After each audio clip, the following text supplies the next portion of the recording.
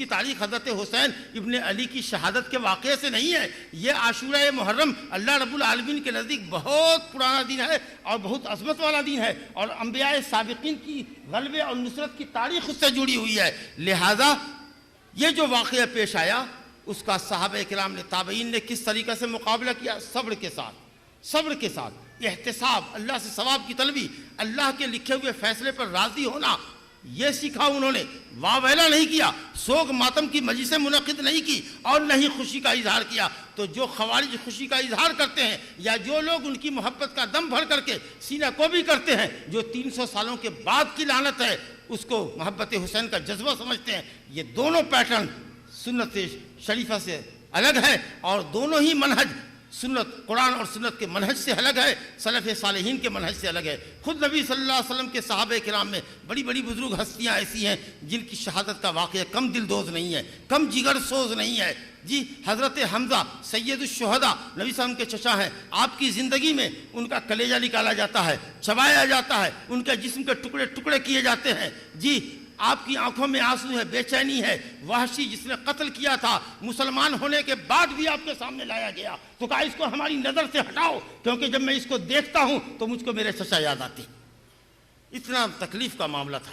آپ نے کیا کیا؟ واویلا کیا، سینہ کو بھی کی، اپنے جسم پہ ضرب لگایا؟ نہیں، صبر کیا. حضرت عثمان غنی کو لوگوں نے گھر میں گھس کر 18 ذی الحجہ کو قتل کیا، قرآن کی تلاوت کر رہے تھے. حضرت عمر فاروق رضی اللہ عنہ کو یکم محرم کو نماز کی حالت میں ایک مجوسی نے زہریلا خنجر مارا. صحابہ کرام نے، تابعین نے صبر کا مظاہرہ کیا، اللہ سے ثواب کی امید رکھی اور اللہ کی فیصلے پر راضی رہے. تو میرے بزرگوں، دوستو، یہ محرم کے نام پر جو دھما چوکڑی ہوتی ہے یہ سنت شریفہ کے خلاف ہے. میں آپ کو اور اپنے آپ کو، تمام لوگوں کو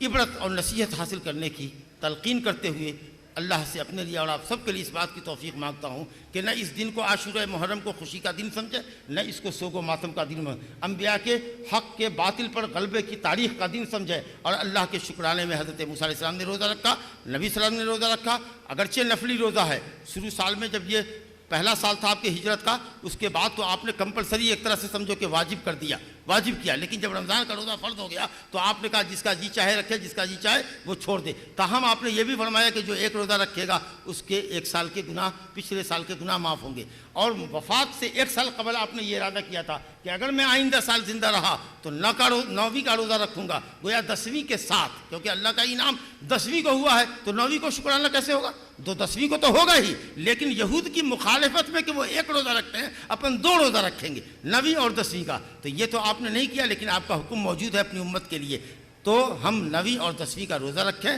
یہی اس مہینے کا احترام ہے. اور ہجرت کے اس واقعے کو یاد کریں جو ہجرت اسلام کی سربلندی کے لیے ہوئی تھی، اسلام کے غلبے کے لیے ہوئی تھی. تو غلبہ اسلام کے لیے، نصرت حق کے لیے، کتاب و سنت کی دعوت کو پھیلانے کے لیے اور اللہ کی توحید کا جھنڈا لہرانے کے لیے اگر ہم کو ہمارے گھر سے جانا پڑے، ہم کو ہمارے مال سے دور جانا پڑے، ہم کو ہماری جان کا نذرانہ پیش کرنا چاہے کی ضرورت پیش آئے، تو ہم کو یہ ہجرت کا موقع اور ہجرت کا یہ سفر ہم کو یہ پیغام دیتا ہے کہ اللہ کے دین کی نصرت و حمایت کے لیے اور نشر و اشاعت کے لیے ہم کو تن من دھن سے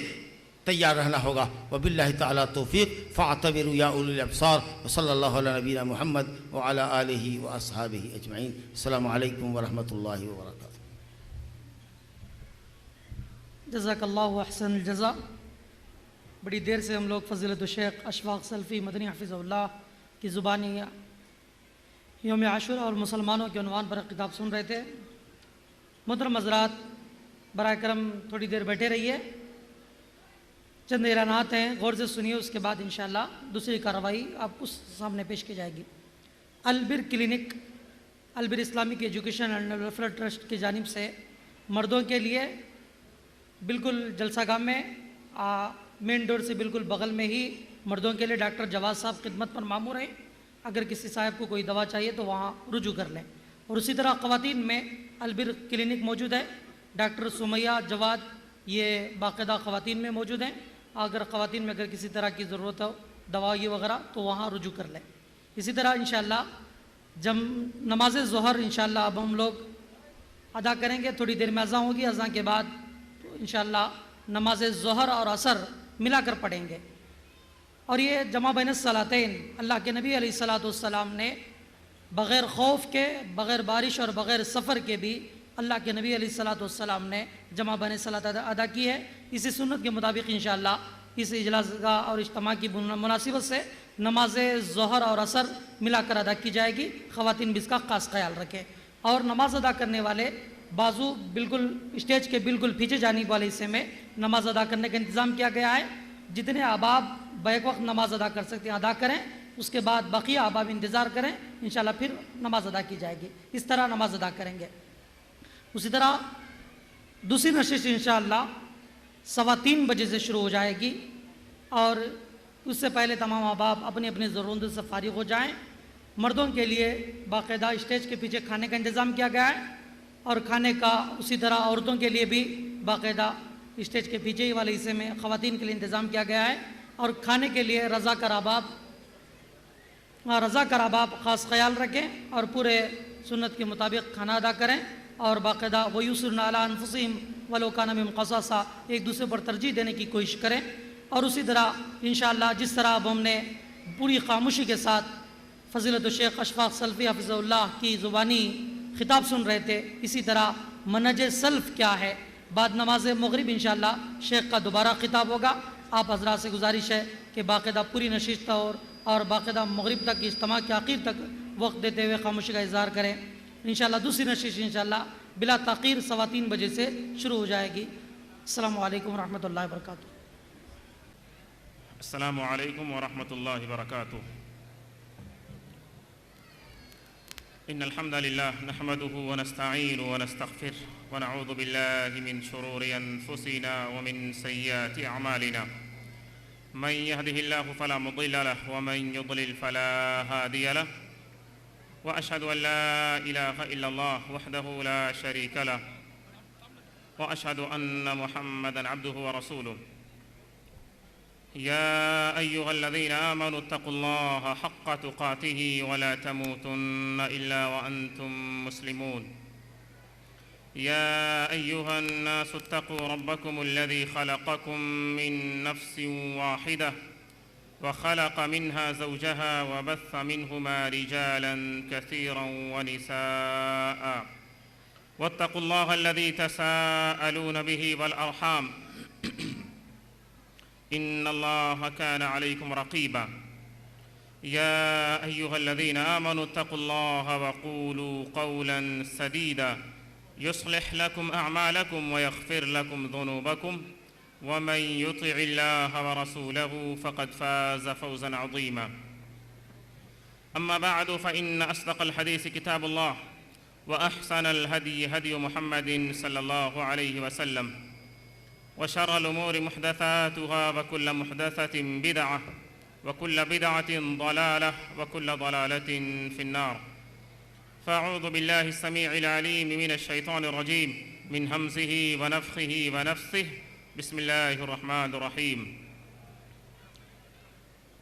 فإن آمنوا بمثل ما آمنتم به فقد اهتدوا وقال تعالى في سورة أخرى أعوذ بالله من الشيطان الرجيم ومن يشاقق الرسول من بعد ما تبين له الهدى ويتبع غير سبيل المؤمنين نوله ما تولى ونصله جهنم وساءت مصيرا وقال رسول الله صلى الله عليه وسلم لا تسبوا أصحابي فوالذي نفسي بيده لو أن أحدكم أنفق مثل أحد ذهبا ما بلغ مد أحدهم ولا نصيفه متفق عليه وقال رسول الله صلى الله عليه وسلم في رواية أخرى من سب أصحابي فعليه لعنة الله والملائكة والناس أجمعين رواه الطبراني۔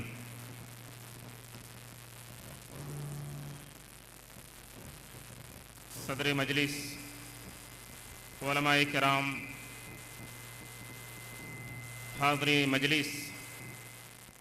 اور معزز خواتین،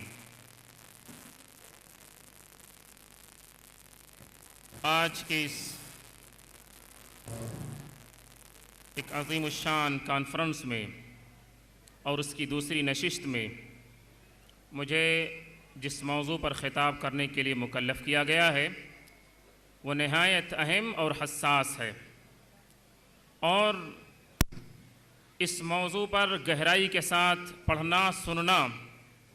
اور بغیر جذباتی ہوئے اپنے دلوں کے اندر اس کی گہرائی اور اس موضوع سے متعلق پختگی پیدا کرنا ہمارے ایمان کی سلامتی اور عقیدے کی درستگی کے لیے لازم اور ضروری ہے، اور وہ یہ ہے کہ جماعت اہل حدیث کا موقف اور نظریہ صحابہ کرام رضی اللہ عنہم اجمعین کے بارے میں کیا ہے۔ ہم صحابہ کرام رضی اللہ عنہم اجمعین کی مقدس ترین جماعت کو کس نگاہ سے دیکھتے ہیں، اور ہماری نگاہوں میں ان کا کیا مقام و مرتبہ ہے۔ اور قبل اس کے کہ میں اس موضوع پر کچھ کہوں، ایک جملے میں کہہ دوں کہ شریعت، محمد رسول اللہ صلی اللہ علیہ وسلم کی حدیثیں اور اللہ کے نبی کی حدیثوں سے پہلے اللہ عز و جل کا کلام، یہ دونوں مل کر کے صحابہ کرام رضی اللہ عنہم اجمعین کی جماعت کے بارے میں جو عظیم ترین موقف رکھتی ہے، وہی موقف جماعت اہل حدیث کا ہے، کیونکہ جماعت اہل حدیث کی بنیادیں انہی دونوں چیزوں پر قائم ہے۔ لہذا ہمارا منہج، ہمارا طریقہ، ہماری سوچ، ہماری ہر ایک چیز کتاب و سنت سے ہی مل کر رہے گی اور کتاب و سنت پر ہی مشتمل ہوگی۔ سب سے پہلے ہم دیکھتے ہیں کہ صحابی کسے کہتے ہیں۔ علامہ ابن حجر رحمہ اللہ نے الاصابہ فی معرفت الصحابہ کے اندر صحابی کی جو تعریف کی ہے وہ سب سے جامع اور معنی ہے۔ وہ لکھتے ہیں من لقی النبی صلی اللہ علیہ وسلم مؤمنا به ومات علی الاسلام۔ یہ مختصر اور جامع ترین تعریف صحابی کی، اور اس جامع ترین تعریف سے صحابی کی پوری وضاحت ہو جاتی ہے، اور صحابی کا معنی مفہوم پورے طور پر ہمارے سامنے کھل کر آ جاتا ہے۔ یعنی جو آدمی رسول اللہ صلی اللہ علیہ وسلم سے ایمان کی حالت میں ملاقات کیا ہو، جس کسی نے بھی اللہ کے نبی سے ملاقات کی ہو ایمان کی حالت میں، وَمَاتَ عَلَى الْإِسْلَامِ، اور اسلام پر ہی اس کی وفات ہوئی ہو، تو ایسے شخص کو ہم صحابی کہتے ہیں، اور ہم نہایت ادب کے ساتھ رضی اللہ عنہ کا استعمال کرتے ہیں، اور رضی اللہ عنہ کے ذریعے بھی ہم اپنے عقیدے کا اظہار کرتے ہیں صحابہ کرام رضی اللہ عنہ مجمعین کے بارے میں۔ اس تعریف کے حوالے سے یہ بات ثابت ہوتی ہے کہ ہر وہ صحابی جنہیں نبی صلی اللہ علیہ وسلم سے ملاقات کا شرف حاصل ہوا ہے ایمان کی حالت میں، اور ان کی وفات بھی ایمان پر ہی ہوئی ہے، تو وہ صحابی ہیں، خواہ وہ اللہ کے نبی صلی اللہ علیہ وسلم کی صحبت انہیں زیادہ نصیب ہوئی ہو یا کم۔ اور ایسے ہی حدیث کو کوئی صحابی زیادہ روایت کریں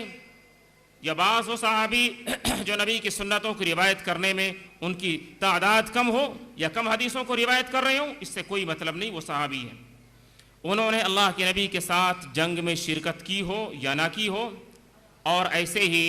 نبی صلی اللہ علیہ وسلم کو انہوں نے دیکھا ہو یا آنکھوں میں بینائی نہ ہونے کی وجہ سے نہ دیکھا ہو، لیکن ان کی ملاقات اللہ کے نبی سے ایمان کی حالت میں ہوئی ہے اور ان کی وفات بھی اسلام پر ہوئی ہے، تو ہماری نگاہ میں وہ صحابی ہیں رضی اللہ عنہ مجمعین۔ اللہ عز و جل نے رسول اللہ صلی اللہ علیہ وسلم کہ مقدس ترین صحابہ کو کن الفاظ میں یاد کیا ہے، اور صحابہ کے مقام و مرتبے کو اور ان کی عظمت کو اللہ نے کیسے چار چاند لگایا ہے، ان کی فضیلت کو بیان کرتے ہوئے سورہ توبہ کے حوالے سے ہم سنیں۔ اللہ عز و جل کہتے ہیں والسابقون الاولون من المہاجرین والانصار والذین اتبعوهم بإحسان رضی اللہ عنہم ورضوا عنہ وأعد لهم جنات تجری تحتها الأنہار خالدین فیها ابدا ذلك الفوز العظیم۔ سورہ توبہ کی 100 نمبر کی اس آیت میں اللہ عز و جل نے 3 قسم کے لوگوں کا ذکر کیا ہے۔ والسابقون الاولون من المہاجرین والانصار، کہ مہاجرین اور انصار میں سے سبقت کرنے والے لوگ، ہجرت کرنے میں مہاجرین کی جانب سے، اور انصار میں مہاجرین کی مدد کرنے کے معاملے میں سبقت کرنے والے لوگ، والذین اتبعوہم بإحسان، اور وہ لوگ کہ جنہوں نے ان سابقون اولین مہاجرین اور انصار کی اتباع اور پیروی کی احسان کے ساتھ، والذین اتبعوہم باحسان، ان کی پیروی اور ان کی اتباع کرنے میں ان کے یہاں کوئی چور دروازہ نہیں تھا، اور چور دروازہ نہیں ہے۔ نہایت خلوص کے ساتھ اور کھلے دل سے انہوں نے رسول اللہ صلی اللہ علیہ وسلم کے ان جانثار صحابہ کرام رضی اللہ عنہم اجمعین کے نقش قدم پر چلنا اپنے لیے ایمان کا حصہ سمجھا ہو۔ یہ لوگ رضی اللہ عنہم ورضوا عنہ، ایسے لوگوں سے اللہ تبارک و تعالی راضی اور خوش ہو چکے ہیں، اور یہ لوگ بھی اپنے رب سے راضی اور خوش ہو چکے ہیں۔ وَأَعَدَّ لَهُمْ جَنَّاتٍ تَجْرِي تَحْتَهَا الْأَنْهَارُ خَالِدِينَ فِيهَا أَبَدًا، اور اللہ نے ان لوگوں کے لیے بہترین جنتیں تیار کر رکھی ہیں کہ جن میں یہ ہمیشہ ہمیشہ رہیں گے۔ ذَلِكَ الْفَوْزُ الْعَظِيمُ، اور یہی سب سے بڑی کامیابی ہے۔ ہم دیکھتے ہیں کہ اس آیت میں اللہ عز و جل نے ان مہاجرین کی سب سے پہلے تعریف کی جنہوں نے ہجرت کرنے میں سبقت کی اور اللہ اور اس کے رسول کی خاطر اپنا جان و مال، اپنی ساری چیزوں کو قربان کرتے ہوئے رسول اللہ صلی اللہ علیہ وسلم کی صدا پر یا اللہ کے حکم پر لبیک کہتے ہوئے اپنی ساری چیزوں کو چھوڑتے ہوئے نکل گئے اور اللہ کی راہ میں ہجرت کر گئے۔ صحابہ کی وہ جماعت جنہوں نے سب سے پہلے حبش کی طرف ہجرت کی، پھر صحابہ کی وہ بڑی جماعت جنہوں نے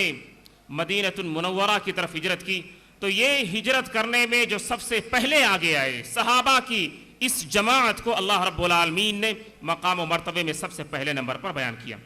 پھر اس کے بعد انصار کو اللہ عز و جل نے دوسرے نمبر پر ذکر کیا کہ وہ انصار جنہوں نے فوری طور پر مہاجرین کی مدد کے لیے آگے آئے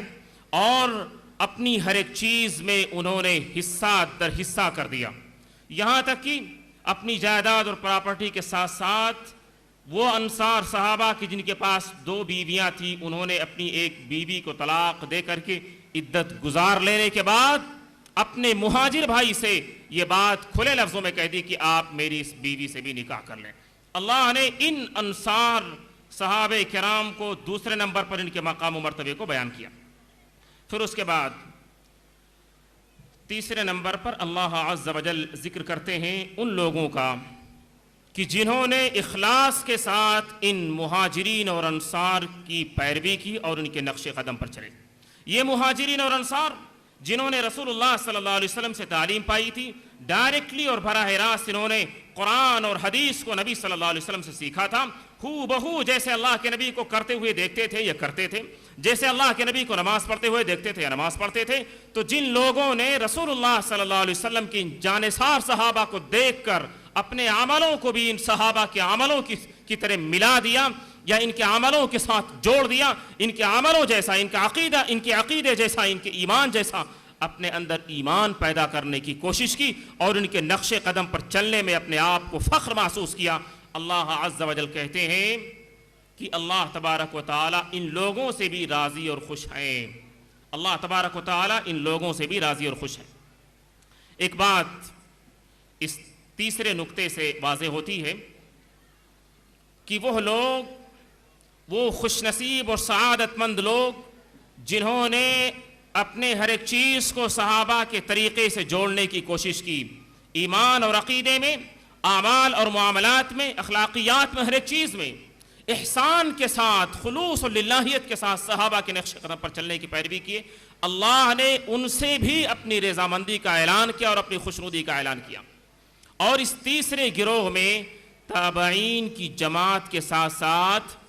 قیامت تک کے وہ تمام خوش نصیب اور سعادت مند لوگ شامل ہوں گے جو اپنے ایمان اور عقیدے کو صحابہ کے ایمان اور عقیدے کے جیسا بنانے کی کوشش کریں۔ یہ تمام لوگ انشاءاللہ اس تیسری کیٹیگری یا اس زمرے میں شامل ہوں گے۔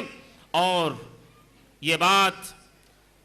بات اللہ عز و جل کی حمد کے ساتھ اور شکر کے ساتھ کہی جاتی ہے کہ وہ لوگ بڑے خوش نصیب ہیں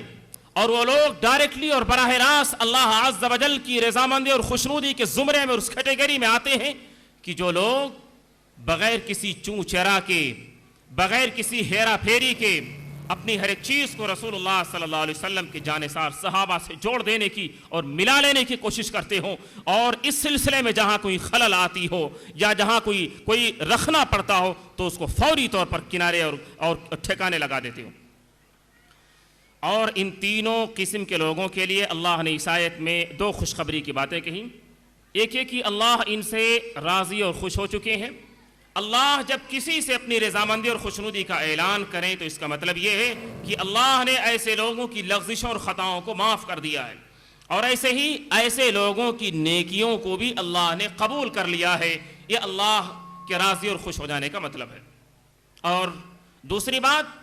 ایسے تینوں قسم کے لوگوں کے لیے اللہ نے ہمیشگی والی جنتوں کا وعدہ کیا ہے کہ جن میں یہ ہمیشہ ہمیش رہیں گے اور اللہ کی نعمتوں سے کبھی انہیں باہر نہ کیا جائے گا اور ایک لمحے کے لیے کبھی انہیں جدا نہ کیا جائے گا. اس سلسلے کی دوسری آیت سورہ نمل کے حوالے سے اللہ عز و جل کہتے ہیں قُلِ الْحَمْدُ لِلَّهِ وَسَلَامٌ عَلَىٰ عِبَادِهِ الَّذِينَ اصْطَفَىٰ. اے نبی صلی اللہ علیہ وسلم آپ کہہ دیجئے کہ تمام قسم کی تعریفیں اللہ کے لیے ہی ہیں. وَسَلَامٌ عَلَىٰ عِبَادِهِ الَّذِينَ اصْطَفَىٰ، اور اللہ کی سلامتی ہو، اللہ کی جانب سے رحمتوں اور برکتوں کا نزول ہو یا نزول ہے ان مقدس ترین ہستیوں پر کہ جنہیں اللہ تبارک و تعالیٰ نے چن لیا ہے اور منتخب کر لیا ہے. وہ مقدس ترین لوگ اللہ کے بندوں میں سے کہ جنہیں اللہ نے چن لیا اور منتخب کر لیا. اس کی تفسیر رسول اللہ صلی اللہ علیہ وسلم کے چچا زاد بھائی اور اس امت کے سب سے بڑے مفسر عبداللہ ابن عباس رضی اللہ عنہما کرتے ہیں کہ ان بندوں سے مراد کہ جنہیں اللہ نے چن لیا ہے کون بندے ہیں، وہ کون خوش نصیب لوگ ہیں کہ جنہیں اللہ نے منتخب کر لیا ہے. ابن عباس رضی اللہ عنہما کہتے ہیں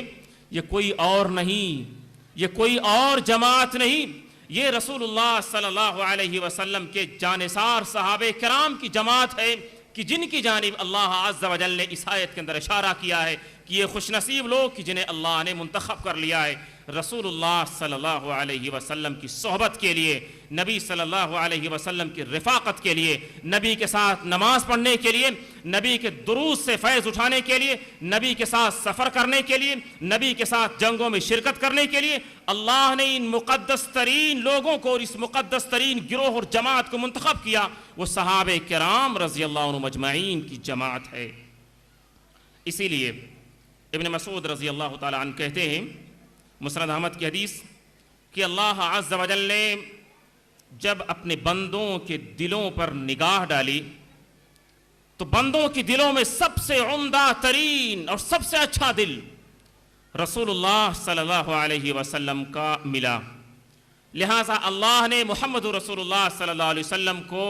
نبوت اور رسالت کے لیے یا آخری نبی اور آخری رسول کے لیے منتخب کر لیا. پھر اللہ تبارک و تعالیٰ نے دوسری بار جب بندوں کے دلوں پر نگاہ ڈالی تو سب سے بہترین دل والے، سب سے بہترین مزاج والے اور رسول اللہ صلی اللہ علیہ وسلم کی صحبت کے لیے سب سے موزوں ترین لوگ جو ملے وہ صحابہ کرام رضی اللہ عنہم اجمعین کی جماعت تھی. اللہ عز و جل نے انہیں محمد رسول اللہ صلی اللہ علیہ وسلم کی صحبت اور ان کی رفاقت کے لیے چن لیا. اس حدیث کی روشنی میں یہ بات کہی جائے گی کہ جس طرح محمد رسول اللہ صلی اللہ علیہ وسلم کو اللہ نے منتخب کیا آخری نبی اور آخری رسول کے لیے، ایسے ہی صحابہ کرام کی مقدس ترین جماعت کو بھی اللہ وحدہ لا شریک نے منتخب کیا محمد رسول اللہ صلی اللہ علیہ وسلم کی صحبت اور رفاقت کے لیے. ابن عمر رضی اللہ تعالیٰ عنہما یہ بات کہا کرتے تھے من کان مستنن فلیستن بمن قد مات، من کان مستنن فلیستن بمن قد مات. اگر کوئی شخص کسی کی راہ کو دیکھنا چاہتا ہو اور اس کی راہ کی پیروی اور اس کے نقش قدم پر چلنا چاہتا ہو تو ایسے شخص کو چاہیے کہ ان مقدس ترین لوگوں کی طرف یا اس بہترین جماعت کی طرف دیکھے کہ جو اس دنیا سے رخصت ہو چکے ہیں، جو اس دنیا سے جا چکے ہیں. اولئک اصحاب محمد صلی اللہ علیہ وسلم. اور یہ کوئی اور لوگ نہیں، یہ کوئی اور جماعت، کوئی اور گروہ نہیں، یہ محمد رسول اللہ صلی اللہ علیہ وسلم کے اصحاب کی جماعت ہے. کانوا خیر الامہ، اس امت کی سب سے بہترین لوگ، اس امت کی سب سے بہترین جماعت. ابرہا قلوبا، دل کے اعتبار سے سب سے عمدہ. وَأَعْمَقَهَا عِلْمًا، علم میں سب سے گہرے. وَأَقَلَّهَا تَكَلُّفًا، اور تکلف اور تصنع کے اعتبار سے سب سے کم. یہ تمام خوبیاں محمد رسول اللہ صلی اللہ علیہ وسلم کے اصحاب میں ہیں. جس شخص کو کوئی راہ دیکھنا ہو، جس شخص کو کسی کی پیروی کرنی ہو، کسی کے نقش قدم کے مطابق چلنا ہو، تو ایسے شخص کو انہی بہترین اور پاکیزہ لوگوں کی طرف دیکھنی چاہیے. اختارہم اللہ لصحبت نبی و نقل دینی، کہ جنہیں اللہ وحدہ لا شریک نے محمد رسول اللہ صلی اللہ علیہ وسلم کی صحبت کے لیے منتخب کیا، نبی صلی اللہ علیہ وسلم کے دین کو دوسروں تک پہنچانے کے لیے منتخب کیا. فَتَشَبَّهُوا بِأَخْلَاقِهِمْ وَطَرَائِقِهِمْ فَهُمْ أَصْحَابُ محمد صلی اللہ علیہ وسلم. لہٰذا ہم میں سے ہر ایک شخص کو چاہیے کہ محمد رسول اللہ صلی اللہ علیہ وسلم کے اصحاب کے اخلاق جیسا اپنے اندر اخلاق پیدا کریں، ان کے طریقوں جیسا اپنے اندر طریقے پیدا کریں. اور کانوا علی الہدی المستقیم، وہ سب کے سب صراط مستقیم پر تھے، وہ سب کے سب سچی اور سیدھی راہ پر گامزن تھے، کہ جس راہ پر ان کے نبی اور ان کے استاذ، کہ جنہیں ان صحابہ کرام کی مقدس ترین جماعت نے اپنی بہترین آنکھوں سے دیکھا، کہ جنہیں ان مقدس ترین جماعت کے لوگوں نے محمد رسول اللہ صلی اللہ علیہ وسلم کی حدیثوں کو اپنے کانوں سے سنا، تو ایسے لوگ صراط مستقیم پر ہیں. اور ایسے لوگ اسی راہ پر قائم ہیں اور اسی راہ پر مرتے دم تک قائم تھے، کہ جس راہ پر ان کے نبی، ان کے مربی اور ایسے ہی ان کے مزکی محمد رسول اللہ صلی اللہ علیہ وسلم نے انہیں چھوڑا ہے. صحابہ کرام رضی اللہ عنہم اجمعین کی یہ جماعت کتاب و سنت کی روشنی میں اتنے بلند ترین مقام و مرتبے پر کیسے فائز ہوئی اور کیوں کر فائز ہوئی؟ ان کے اندر کون سی کوالٹیز اور صفات تھیں کہ جن کی بنیادوں پر اللہ وحدہ لا شریک نے ان کے مقام و مرتبے کو 7ویں آسمان سے بیان کیا؟ قرآن کریم کے اندر آیات پر آیات اتاری. اللہ نے صحابہ کرام رضی اللہ عنہم اجمعین کی خوبی، ان کی فضیلت اور ان کے مقام و مرتبے کے سلسلے میں ہم دیکھتے ہیں کہ صحابہ کرام نے محمد رسول اللہ صلی اللہ علیہ وسلم کی اتباع اور پیروی کی، اور اللہ کے نبی کا جو ساتھ نبھایا. اس روئے زمین کی تاریخ میں، انسانوں کی تاریخ میں کوئی جماعت ایسی نہیں پیدا ہوئی تھی کہ جس جماعت نے اپنے کسی رہبر کی، اپنے کسی نبی کی اس اعلیٰ ترین انداز میں اتباع اور پیروی کی ہو، کہ جس اعلیٰ ترین انداز میں صحابہ کرام نے محمد رسول اللہ صلی اللہ علیہ وسلم کی پیروی کی اور دل و جان سے چاہا، ہر ایک چیز کو نچھاور کیا، ہر ایک چیز کو قربان کیا. محمد رسول اللہ صلی اللہ علیہ وسلم کا ایک ادنا سا اشارہ ہو، ہر صحابی وہاں جان دینے کے لیے تیار، اپنی جان قربان کرنے کے لیے تیار، ہر ایک چیز کو بہا دینے کے لیے تیار. اور اس بات کی شہادت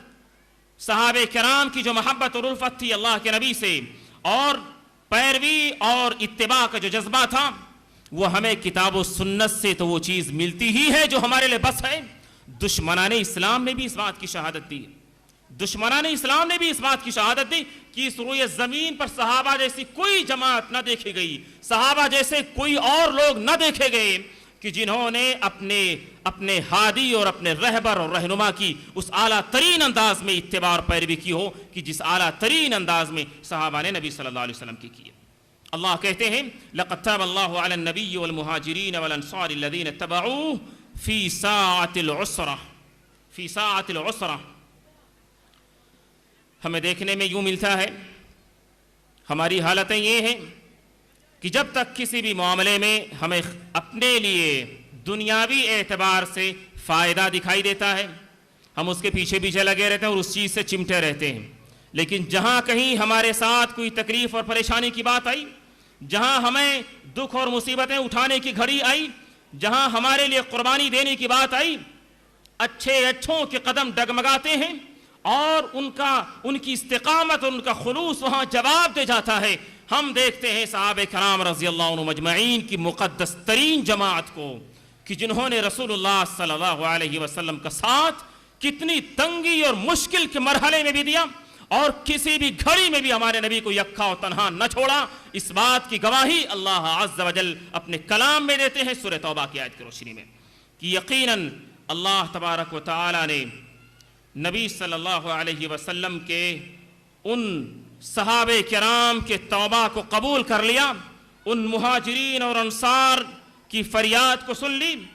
کہ جنہوں نے اللہ کے نبی صلی اللہ علیہ وسلم کی پیروی کی ہے، تنگی کے لمحے میں، فی ساعت العسرہ،